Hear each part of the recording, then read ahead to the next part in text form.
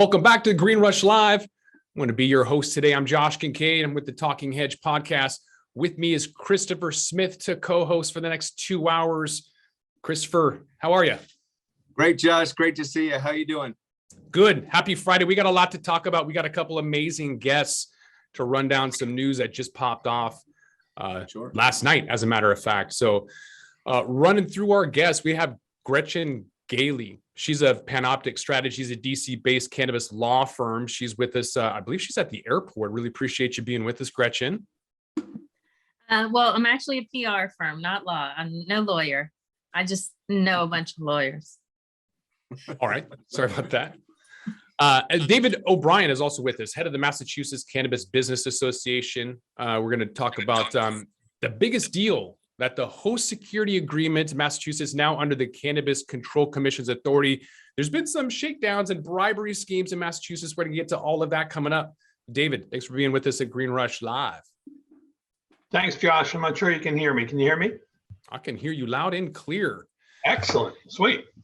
Last but not least, in the backyard of where I'm at here in the Pacific Northwest, I believe, Bruce Barcott. He is the senior editor at Leafly. Bruce, thanks for being back with us at Green Rush Live.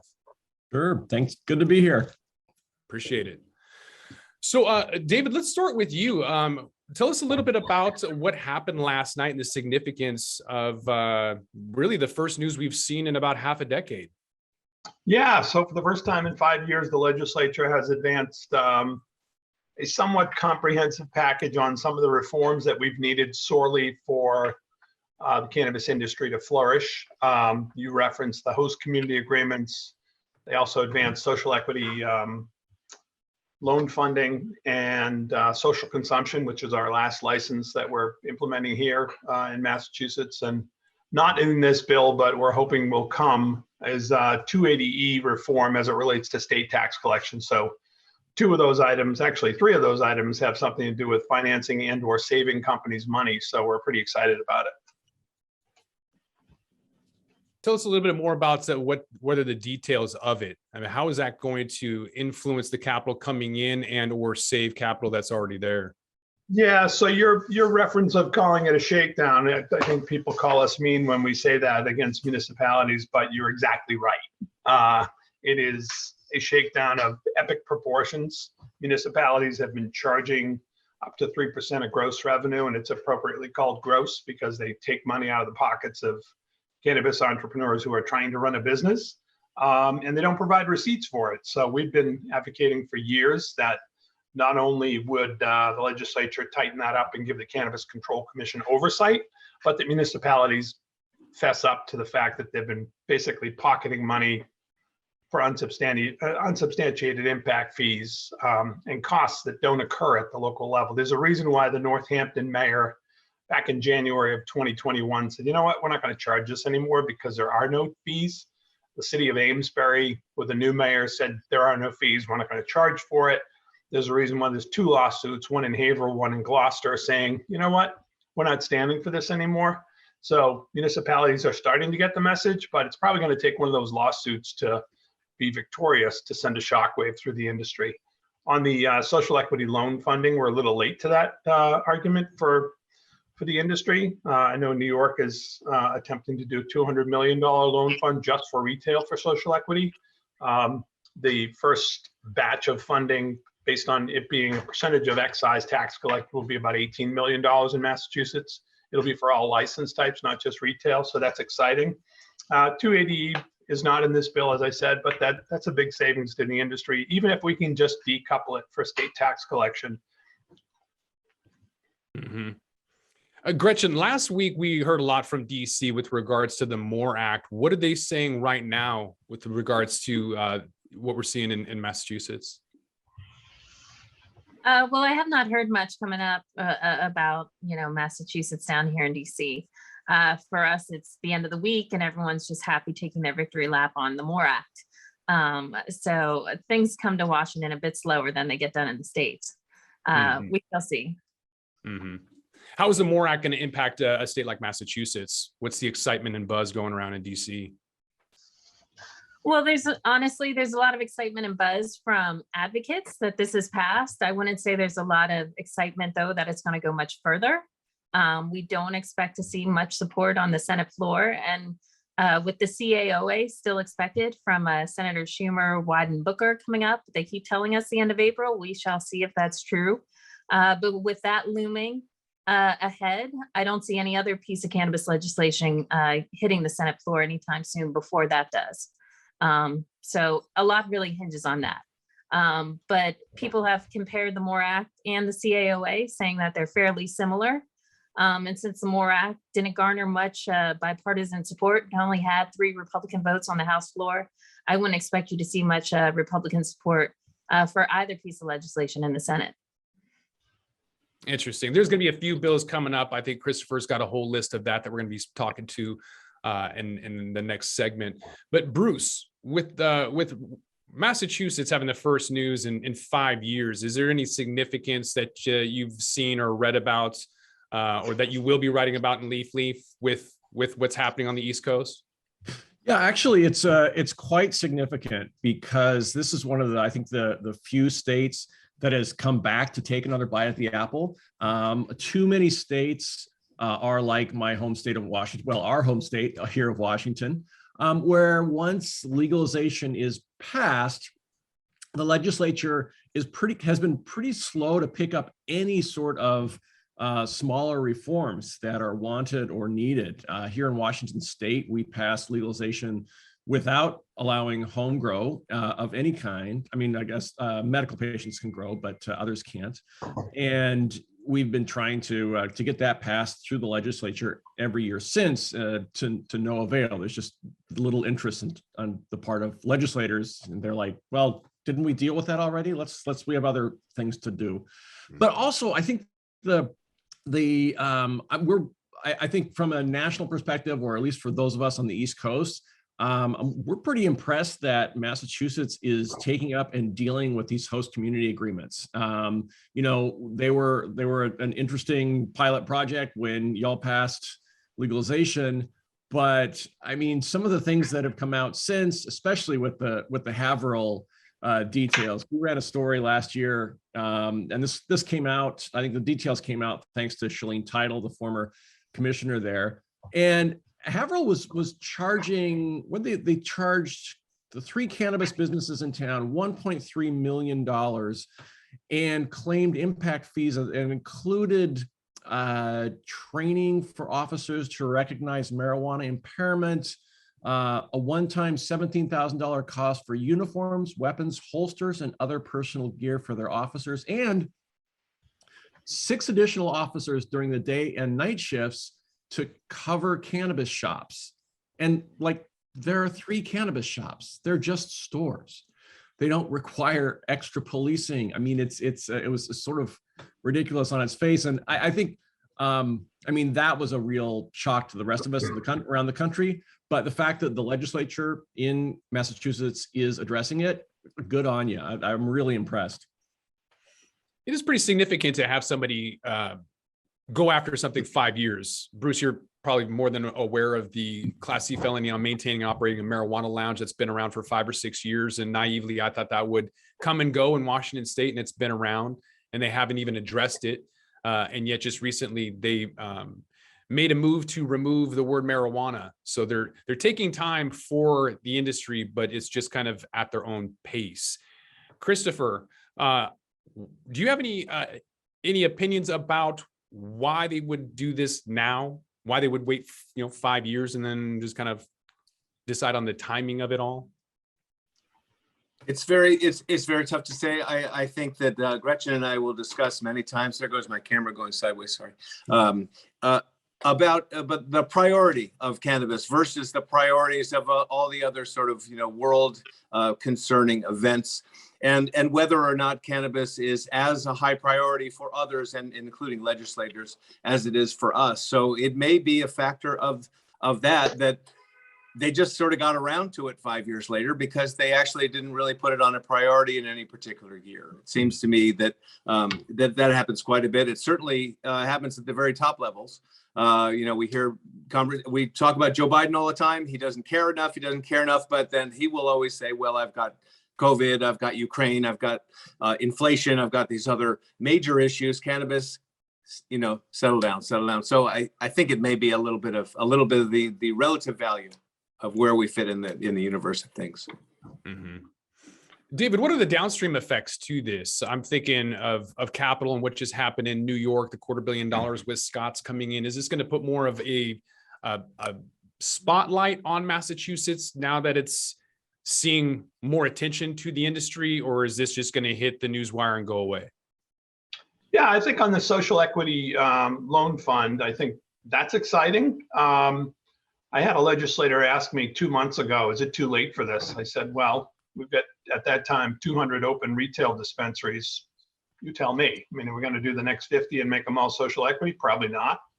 I think access to capital has been a barrier to entry for everybody in the space, particularly social equity and economic empowerment applicant pools, which we call them in Massachusetts. Too often Black and brown communities that were harmed by the war on drugs.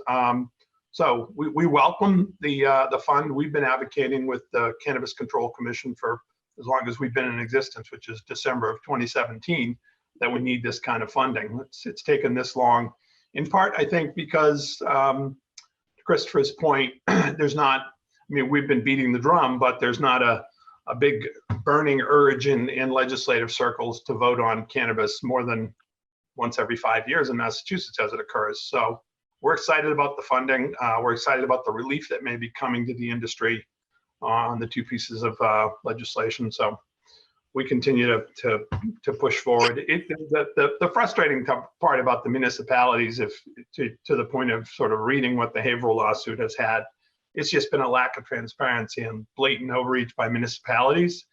And, they've been getting away with it. And we can change this law. That's not going to fix it. It's going to take a win in court to get operators to sort of feel their oats about this and save the money that they've been paying. It's been a blank check. It's just frustrating. Well, yeah, efficiencies are one thing, but trying to get officials to do the right thing is another. Bruce, have you written about any of the issues and schemes in Massachusetts? The former Fall River mayor was in jail for accepting payments, for example. As a lifelong journalist, a juicy story like that, it pained me not to be able to cover that pretty extensively. But no, I didn't cover the Fall River case much. We did keep an eye on it here. But to one of David's points earlier was that question of is it too little, too late?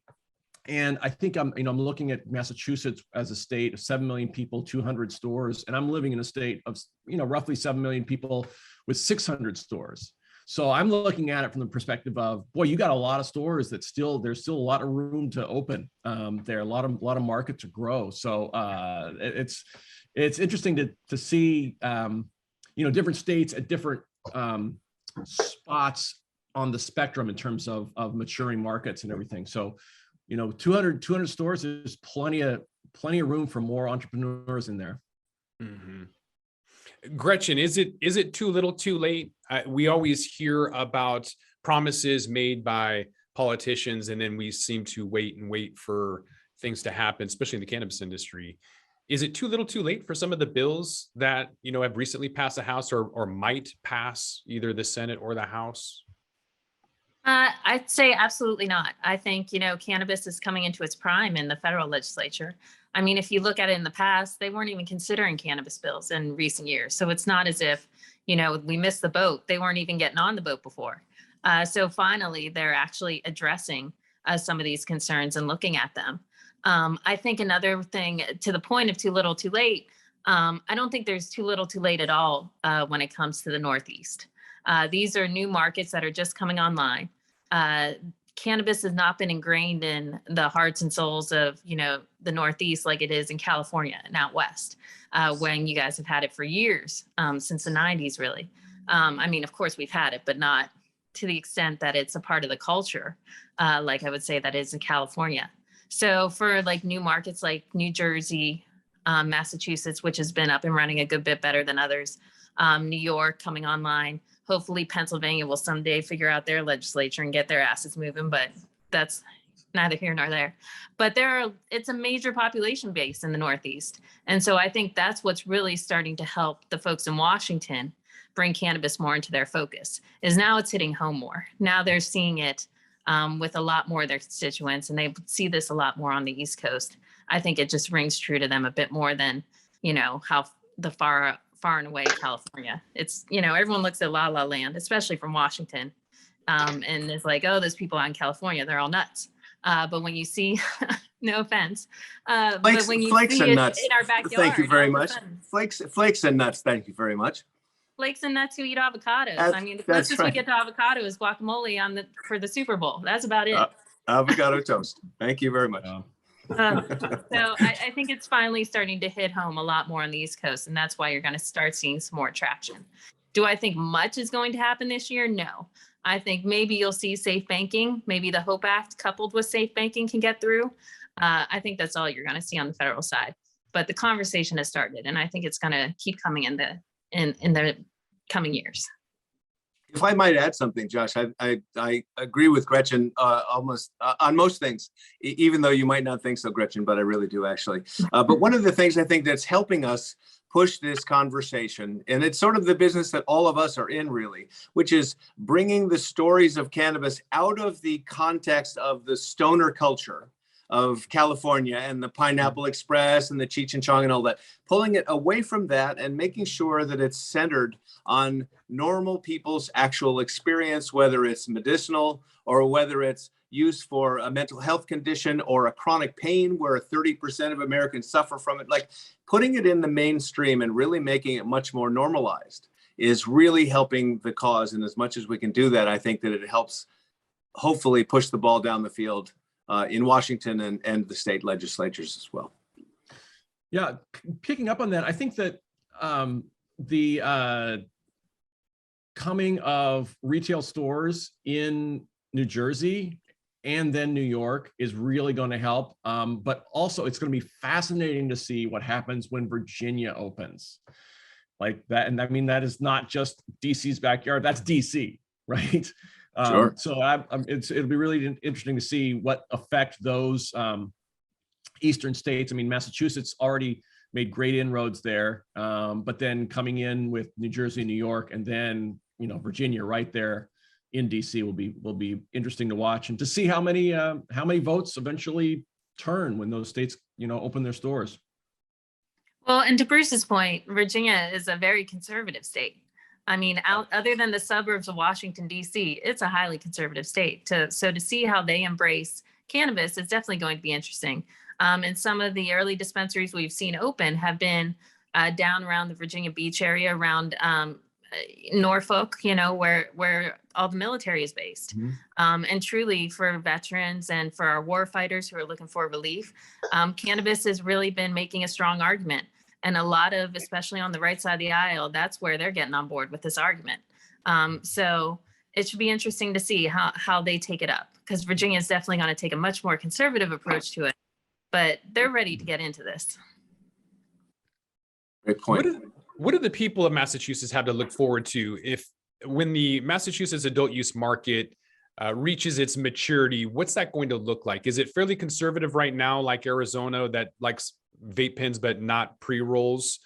We're seeing California 40% flower. What is the market share? What do people enjoy in the Massachusetts market? I'm wondering, both from a consumer standpoint as well as businesses and investors that are looking to come into the market, and where they might settle out. That to me. Sure, David, go for it. Yeah, I mean, flower rules still. Edibles and vapes not far behind. I think as the market matures, we're starting to see prices start to come down a little bit for the consumer.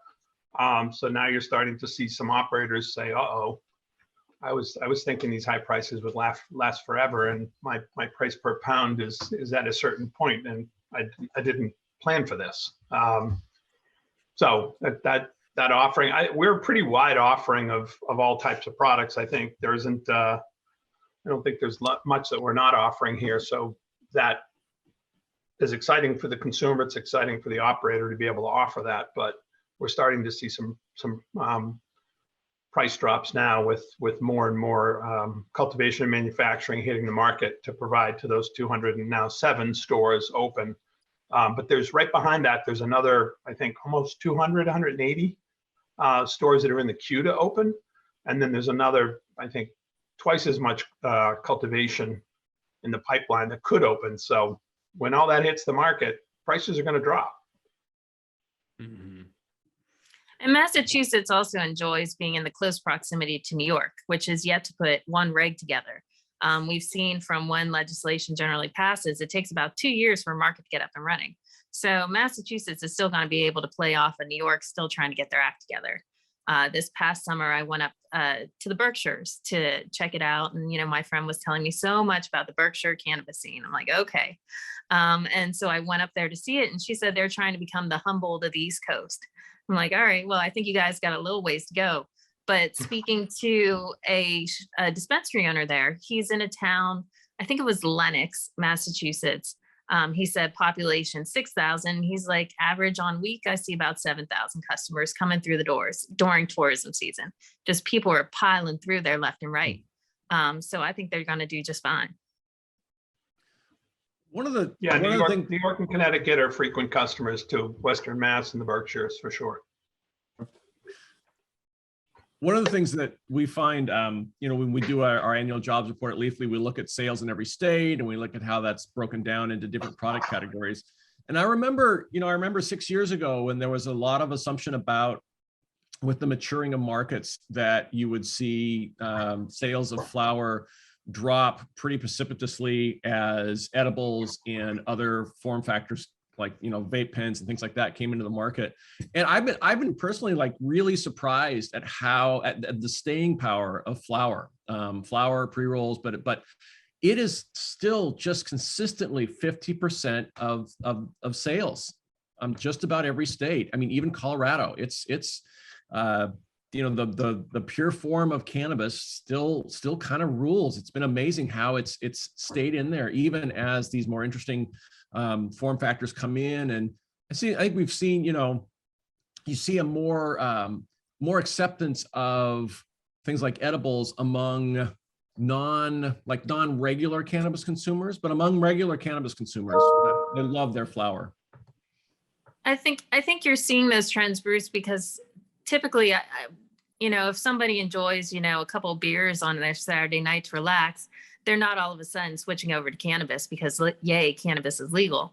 Yeah. I think you're seeing the purists and the folks who've always consumed now turning to the legal market and seeing what they can adopt. The folks who are trying the newer things like edibles and vapes and tinctures, those are the younger folks who are a little more adventurous. But I think really what we're seeing is not an influx of, new consumers. It's an influx of consumers just coming into the legal market. And those are the folks who are used to flower and love it dearly. Yeah. I'm glad you said that, Gretchen. It's always occurred to me that the people have been using it all along. Now they're just sort of coming out into the light. And so when we even talk about statistical analysis or surveys about how many people used cannabis back in, such and such a day versus today, and there's increase in users, I've always thought it's really only an increase in people admitting that they use, but they've been using it all along. It's probably, I'll bet you in reality, it's a very steady number. I remember talking to a few alcohol lobbyists a couple of years ago. Some report came out, some data that said that, alcohol sales had seen a 15% drop because of cannabis. And these people are losing their minds and they're calling their lobbyists trying to figure out what's going on. And basically we said back to them, well, did you see a 15% drop? And they're like, well, no. And we're like, then shut up. I'm like, there's bad studies out there all the time. Just because the study said it didn't make it true. Yes, we've seen some impact, but not nearly the impact that people think is going to happen. Right. Gretchen says, then shut up.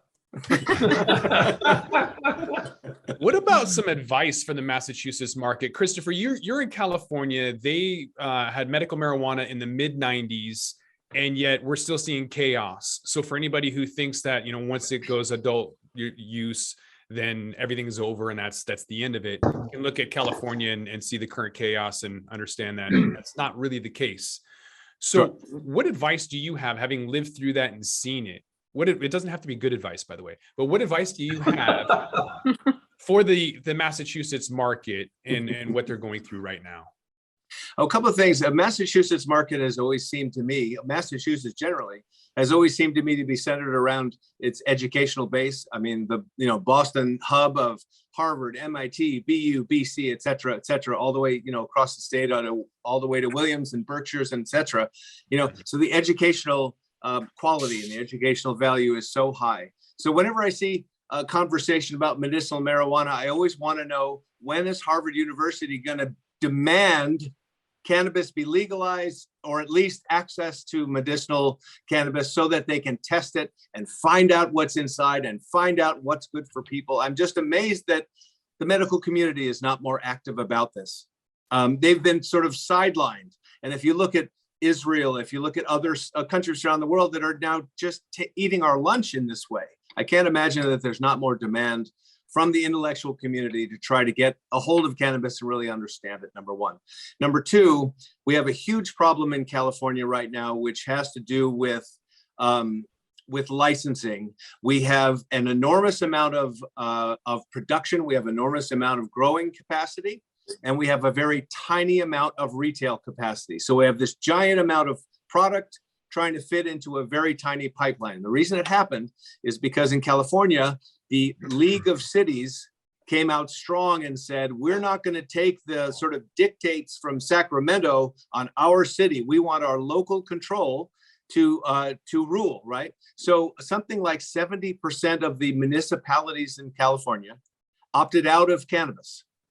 And so we have all this production, and 70% of the cities and towns around California opted out, and so don't allow any retail. So we have a huge problem, right? We can't sell all that we create. Small farmers are getting crushed. Prices are going down. Tax revenues are going down. Everybody's in turmoil. So I think that the opt-out issue, I think, is really overblown by the local communities. I believe that what they don't understand is that if you have legal cannabis retail in your city, it is more likely that crime is going to go down, that teen use is going to go down. The argument is always about save the children, protect the children, and we don't want children to get at it. Well, if you don't want children to get at it, put a dispensary in the town, because that person who owns the dispensary probably put $1 million into the dispensary in terms of security and resources and staff and supplies, etc. There's probably $1 million in there. So they're not going to sell to underage people. They're not going to. The person that's going to sell to underage people and who's going to keep the kids at risk is the drug dealer, right?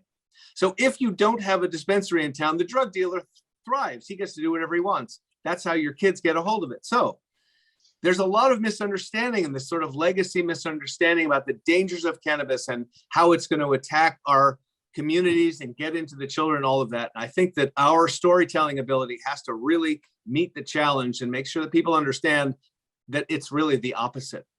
And I think that Massachusetts people are smart enough to understand that. And I hope they get it, and I hope they do it differently. Yeah, we're watching that happen, Christopher. I mean, Massachusetts was by ballot, so 91 of our 351 cities and towns opted out. Not all of them took the vote at the local level in their legislative body to say we really meant it. We don't want to be in. And there were many of those were smaller communities, like really tiny towns out in Western and Central Mass.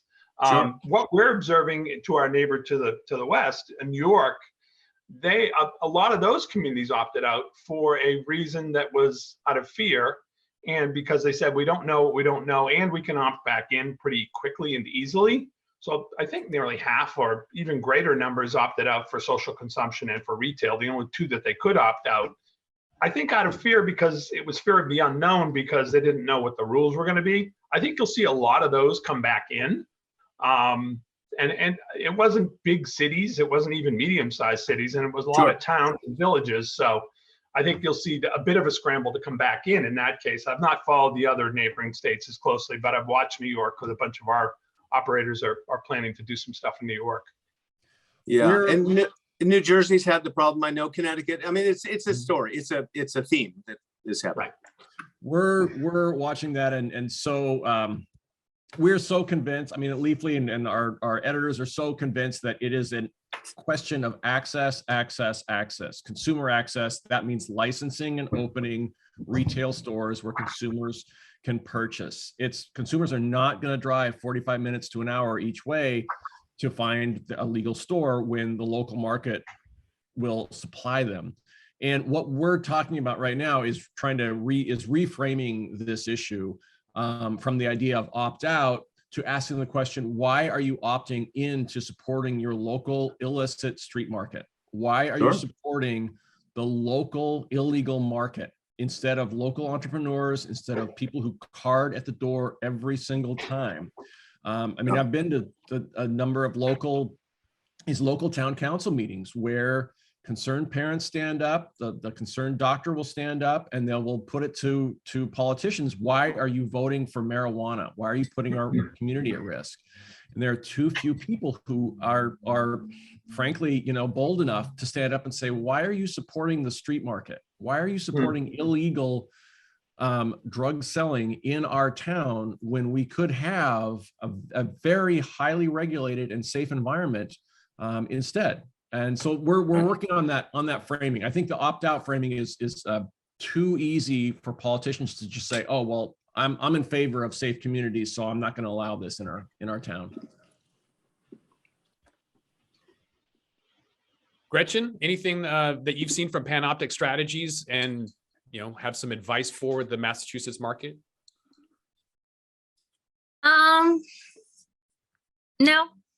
I think Massachusetts will figure out in time what they need to do. I mean, honestly, when they first legalized years ago, Massachusetts looked to me to be, one of the leaders in the market because they were considering social equity and trying to put things first when other states didn't even consider it.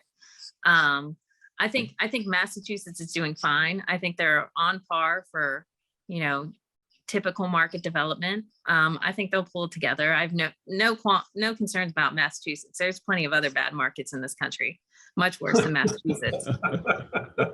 Yeah. Well, the Washington market is a perfect rollout. There's nothing to learn from the Washington state market at all. Perfect rollout, perfect model, and nothing from this Petri dish experiment. I will shout out to Massachusetts and the data your state puts online every single week, every month. We love it. They are truly the far and away the leader in data transparency. And as reporters and editors, we love it. Yeah, they built that in from the very beginning, and they do deserve a ton of credit for that. Sean Collins and his team over at the Cannabis Control Commission. And again, I mean, part of this is to be able to tell that story again to our friends in New York. We've been hosting delegations coming here who are like, show me what this looks like. Like, so how far into this industry are you? And, like last months ago, we hit the 2.5, 2.6, $2.7 billion in sales mark from the first two stores opening from November of 2018 to present day. It's not a theory anymore. It's not an experiment. Is it, oh, will it work? Did the sky fall? Last time I checked, the sun came out today. Right. This is not plutonium. You just need to tell people that, and framing it as an interesting sort of, you're going to support the illicit market or the legal market, and the legal market, and here's all the benefits of the legal market. We have a vested interest in selling that. But to say then by not supporting the legal market, you are therefore supporting the illicit market. And that's not a good thing.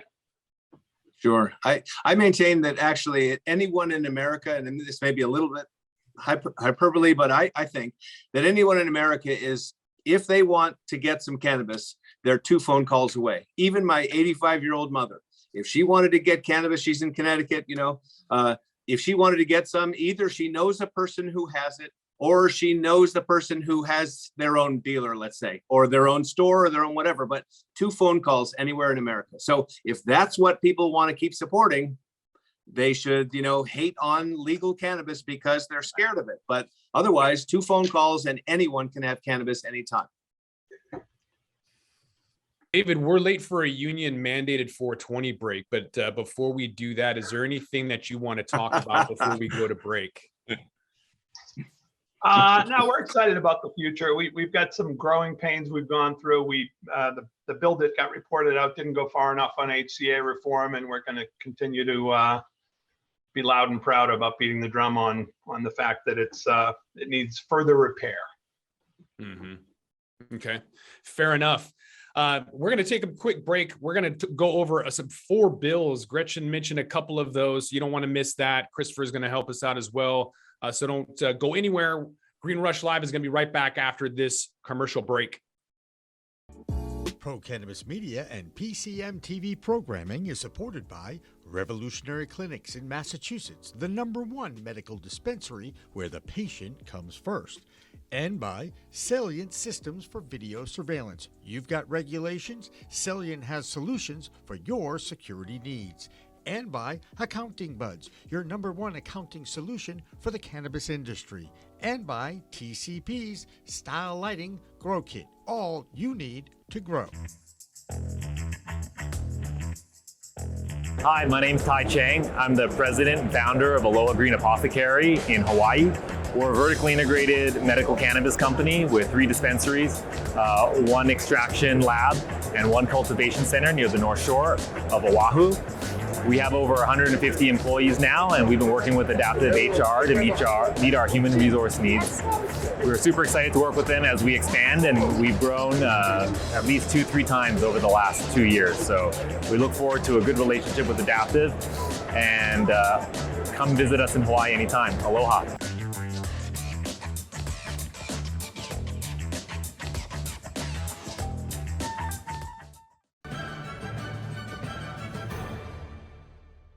Weed Talk and In the Weeds are 2 productions of Pro Cannabis Media supported by Revolutionary Clinics, one of the top medical cannabis dispensaries in the Massachusetts area, now with 3 locations in Greater Boston, 2 in Cambridge and 1 on Broadway in Somerville. Rev Clinics has a patient-first mission. They will customize your needs as a medical patient with the proper titration and combination of strains, flavors, and products. Rev Clinics, where the patient comes first.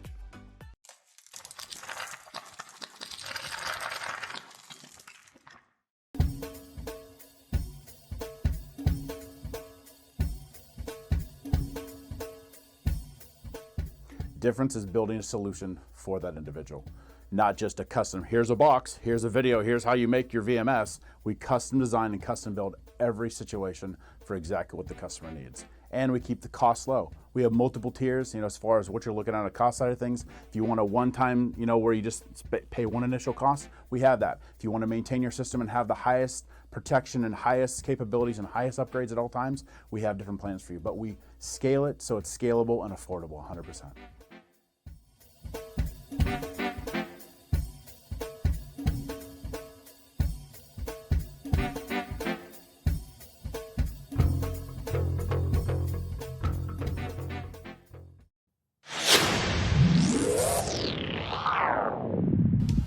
Hey, you want to grow your own plants? Check out Style Lighting's Grow Kit. It has everything you need to become an expert home grower and bring the power of the sun indoors. Style Lighting uses TCP's high-powered commercial LEDs that deliver twice the output in the market.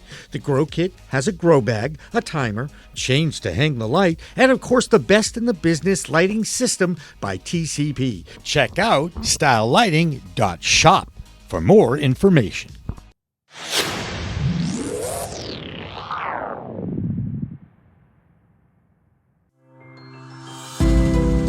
Meet Caduceus Science, the alternative wellness company. You know CBD, but how about CBG, CBN? That's right, Caduceus Science produces a range of full-spectrum products, all lab-tested in small batches to maintain the highest quality of products. CaduceusScience.com.